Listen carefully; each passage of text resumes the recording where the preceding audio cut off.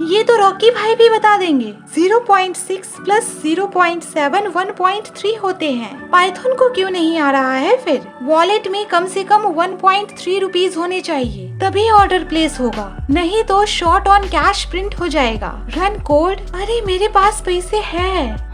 है, पर 1.3 नहीं है, 1.299999998 है। मारो मुझे, मारो। ऐसा क्यों हो रहा है? 0.6 प्लस 0.7 का आंसर 1.3 क्यों नहीं आ रहा? आइए समझते हैं। ये सिंप्लीफाइड वर्जन है। x और y दो वेरिएबल्स है। x में 0.6 है और y में 0.7 स्टोर्ड है, और फिर स्क्रीन पर x प्लस y का रिजल्ट प्रिंट हो रहा है। फ्लोटिंग पॉइंट नोटेशन समझने के लिए ये एक परफेक्ट एग्जाम्पल है। कुछ नंबर्स फ्लोटिंग पॉइंट नोटेशन से रिप्रेजेंट नहीं किए जा सकते। 1.3 ऐसा ही एक नंबर है। ऐसा सेम एक्सपीरियंस आपको डेसिमल नंबर्स में भी कभी न कभी तो मिला ही होगा। क्या आपने कभी 1 को 3 से डिवाइड किया है? क्या आंसर आता है? 0.333 रिपीटिंग। बेस 10 नोटेशन में 1/3 का एग्जैक्ट वैल्यू हमें कभी नहीं मिलेगा। हाँ, पर 0.333 में अगर हम ज़्यादा नंबर्स ऑफ 3 ऐड करते जाते हैं, इससे नंबर ज़्यादा एक्यूरेट होता जाता है, पर एग्जैक्ट वैल्यू नहीं मिलेगा, चाहे आप कितने भी 3 लगा लो। यही सेम चीज़ यहाँ बेस 2 नोटेशन के साथ हो रही है। आइए थोड़ा और डीप डाइव करते हैं। 1.3 को थोड़ा और करीब से जानते हैं। सबसे पहले हम 1.3 को बाइनरी में कन्वर्ट करेंगे। डेसिमल पॉइंट के लेफ्ट हैंड साइड पर इंटीजर पार्ट आएगा और राइट हैंड साइड पर डेसिमल पार्ट आएगा। इंटीजर साइड 1 है तो यहाँ लिख देंगे इंटीजर साइड 1। इंटीजर साइड 1 है और डेसिमल साइड 0.3 है। बेस 2 सिस्टम हो या बेस 10 सिस्टम हो, 1 तो दोनों में 1 ही रहेगा। और डेसिमल साइड पर हम थोड़े बहुत इजी पीजी कैलकुलेशंस करेंगे। सबसे पहले है 0.3। 0.3 को 2 से मल्टीप्लाई कर देंगे, आंसर आ जाएगा 0.6। 0.6 में इंटीजर पार्ट क्या है? 0, तो इस बॉक्स में 0 फिल कर देंगे और 0.6 को फिर से मैदान में उतार देंगे, और अब मैदान में 0.6 उतरेगा। 0.6 मल्टीप्लाई 2, आंसर आएगा 1.2। 1.2 में इंटीजर पार्ट क्या है? 1। 1.2 में से इंटीजर पार्ट निकाल दो, उसको यहाँ फिल कर दो, और 1.2 में डेसिमल पार्ट क्या है? 0.2। अब मैदान में 0.2 उतरेगा। 0.2 2s are equals to 0.4। Again the decimal part is 0, इसलिए यहाँ 0 फिल कर दिया। ऐसे ही आगे तो अब आप खुद ही समझदार हैं।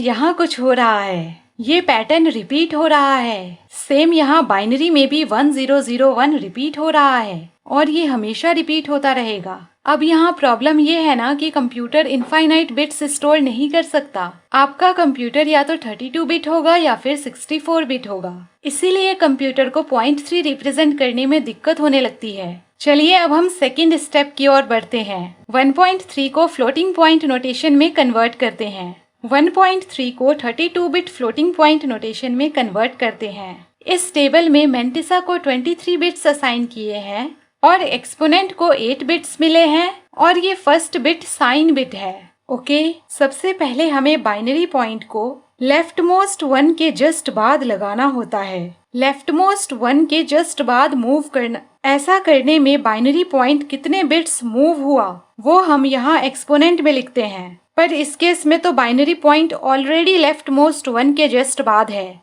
हमने बाइनरी पॉइंट को कहीं भी मूव नहीं किया, इसलिए एक्सपोनेंट का वैल्यू होगा 0। याद रखना, हाँ, एक्सपोनेंट का वैल्यू है 0। अब 0 हम यहाँ लिखेंगे कैसे, वो अभी मैं आगे समझाऊंगी। पहले मेंटिसा लिख लेते हैं। ओके, तो साइन बिट और एक्सपोनेंट ने मिलकर 1 पॉइंट तो बना दिया। 3 मेंटिसा से बनेगा। बाइनरी पॉइंट के बाद जो भी बिट्स है वो यहाँ मेंटिसा में फिल कर देंगे, और आप इजीली नोट कर सकते हो 1001 बार बार रिपीट हो रहा है। 1.3 एक पॉजिटिव नंबर है, इसलिए साइन बिट हो जाएगा 0। अगर 1.3 एक नेगेटिव नंबर होता तो यहाँ 0 की जगह 1 लिखते। बस, अब एक्सपोनेंट तो 0 है। क्या बात कर रही है मैडम, ये आपको कहाँ से 0 लग रहा है? एक्सपोनेंट कैसे मिलता है? बाइनरी पॉइंट कितने स्लॉट्स मूव किया, या आप ये भी बोल सकते हो कि बाइनरी पॉइंट कितने बिट्स मूव किया। मान लो अगर एक नंबर में बाइनरी पॉइंट राइट की तरफ मूव करता है, लेट्स से राइट में 3 स्लॉट्स मूव किया, तो एक्सपोनेंट का वैल्यू क्या होगा? +3।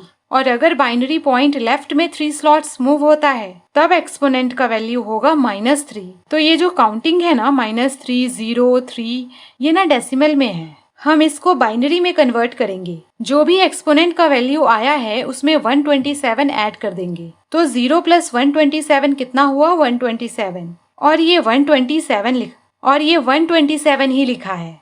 चाहे तो आप इस बाइनरी को डेसिमल में कन्वर्ट करके देख लो, आपको 127 ही मिलेगा। पर ऐसा हमने किया क्यों है? इस मेथड से हम एक्सपोनेंट की नेगेटिव वैल्यूज को भी यहाँ लिख सकते हैं। जैसे मान लो अगर एक्सपोनेंट का वैल्यू -127 आता है, उस केस में -127 + 127 0 आएगा। तो एक्सपोनेंट में यहाँ सभी बिट्स 0 होंगे। वेट, मतलब इस मेथड से एक्सपोनेंट का रेंज -127 से +128 तक हो सकता है। बिल्कुल ठीक कहा आपने। तो ये रहे सभी 32 बिट्स। प्रॉब्लम ये है कि 1.3 को स्टोर करने के लिए 32 बिट्स काफी नहीं है। इनफैक्ट कितने भी नंबर ऑफ बिट्स काफी नहीं है, क्योंकि इनफाइनाइट बिट्स लगेंगे। मैंटिसा में ये पैटर्न चलता रहे, इसके लिए इनफाइनाइट बिट्स लगेंगे।